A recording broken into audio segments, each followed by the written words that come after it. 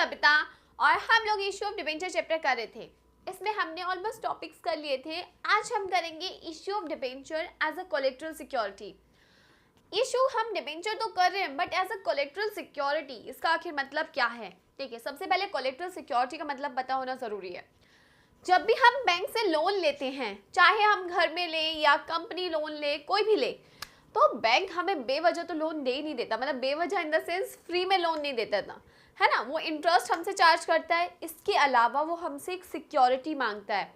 जैसे कि जब हम लोन, पर्सनल लोन लेते हैं तो वो हमसे घर के पेपर डिमांड करते हैं कि आप घर, मतलब जिसे हम गिरवी कहते हैं ना, अपने सामान गिरवी रखना, गोल्ड रखवाते हैं हम बैंक के पास एज अ सिक्योरिटी कि अगर हम लोन नहीं पे कर पाते तो आप हमारी सिक्योरिटी रख लेना। यही चीज़ होती है।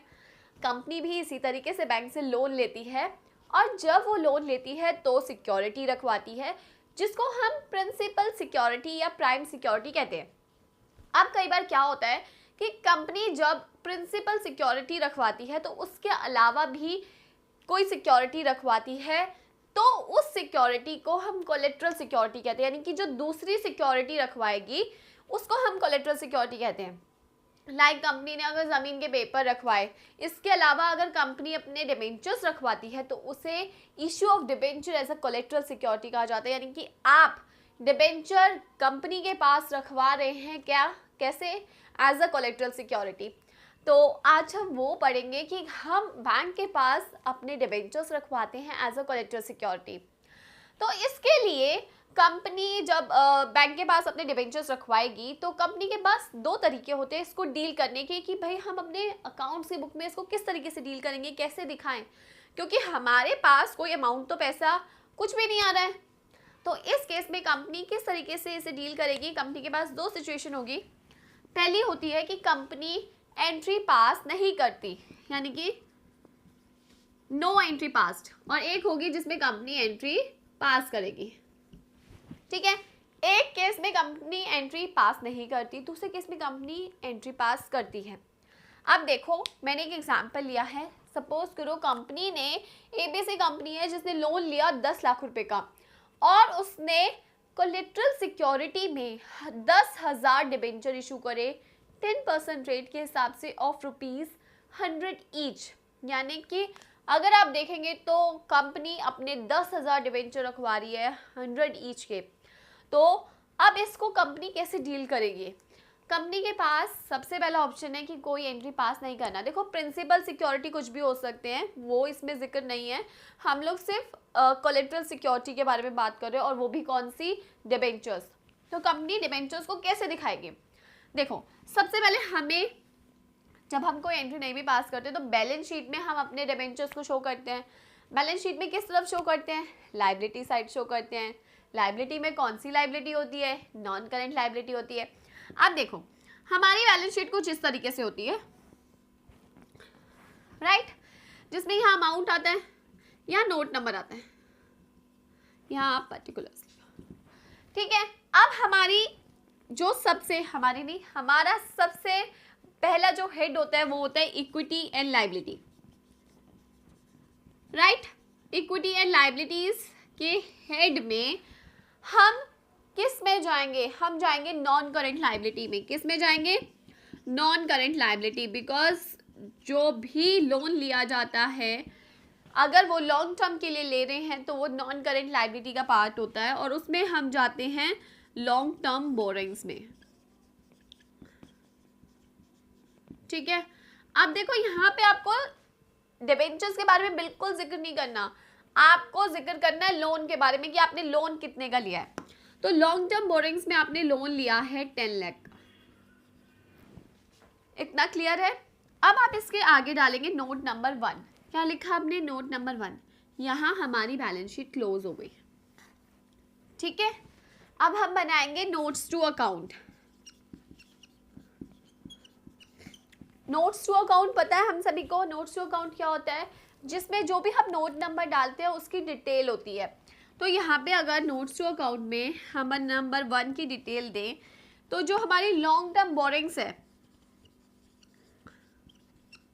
वो क्या है? मतलब यहाँ पे जैसे कई बार ऐसा होता है कि बैंक ने 4 बैंक से लोन ले रखा है, तो यहाँ पे वो सबका टोटल अमाउंट लिखती है और डिटेल में लिखेगी ICICI से हमने कितना लिया, SBI से कितना लिया, तो पंजाब नेशनल से, मतलब अलग अलग बैंक्स के यहाँ पे वो डिटेल देगी कि जैसे सपोज एक से 5 लाख लिया, दूसरे से 2 लाख लिया, लेकिन उन सबका समेशन कहाँ आएगा, लॉन्ग टर्म बोरिंग्स में। यहाँ पे डिटेल नहीं होती, डिटेल नोट्स टू अकाउंट में होती है, राइट। अब यहाँ पे हम लॉन्ग टर्म बोरिंग्स दिखाएंगे और इसमें हम दिखाएंगे जो भी हमने लोन लिया है।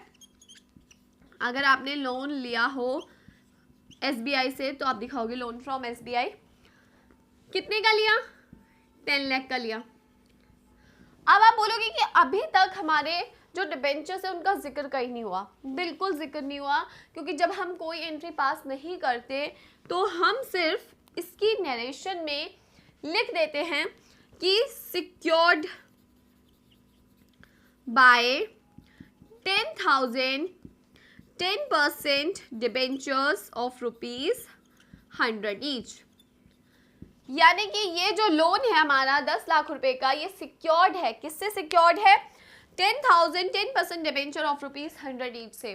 तो इस केस में हमने कहीं पर भी डिबेंचर्स का जिक्र नहीं किया, हमने सिर्फ जहाँ पे लोन लिखा उसी की नरेशन में इस अमाउंट को और इस नरेशन को लिख दिया कि हमने as a collateral security of ₹100 each as a collateral security भी मेंशन कीजिए, ठीक है। तो आप एक मतलब डिबेंचर्स दे रहे हैं एज अ कोलेट्रल सिक्योरिटी।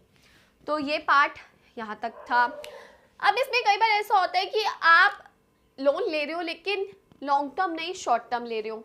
तो इस केस में क्या करेंगे, देखो शॉर्ट टर्म लोन हमारी करंट लायबिलिटी का पार्ट होता है, लॉन्ग टर्म बोरिंग्स की जगह हमारी शॉर्ट टर्म बोरिंग्स आ जाएगी, ठीक है। बाकी सब कुछ सेम रहेगा, यानी कि बाकी किसी और चीज़ में आपको चेंज करने की ज़रूरत नहीं है।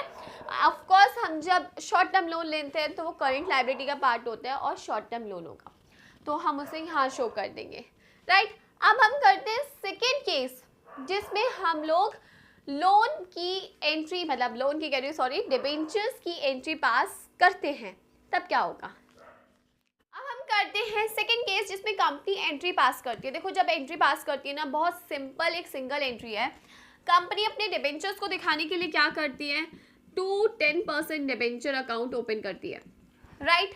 अब 10,000 डिबेंचर ऑफ ₹100 ईच कितना होगा, 10,000 को 100 से मल्टीप्लाई करें, मतलब 2 जीरो और लगा दी तो ये हो गया 10 लाख रुपीज। अब कंपनी क्या करेगी, इस अमाउंट को ट्रांसफर कर देगी डिबेंचर सस्पेंस अकाउंट में।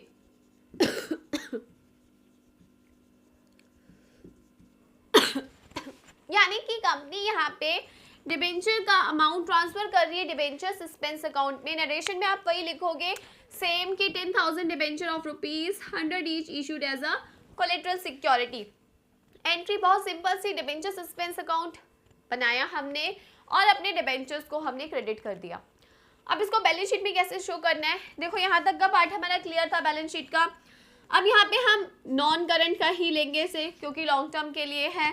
शॉर्ट टर्म की जगह लॉन्ग टर्म बोरिंग्स आ जाएगा।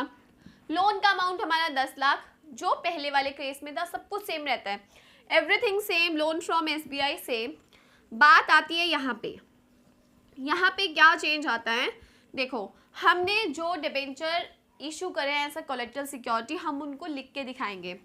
लाइक कैसे, हम लिखेंगे 10,000 10% debenture of 100 each issued as collateral security. तो इसका अमाउंट कितना आ रहा है, इसका अमाउंट आ रहा है 10 लाख, ठीक है।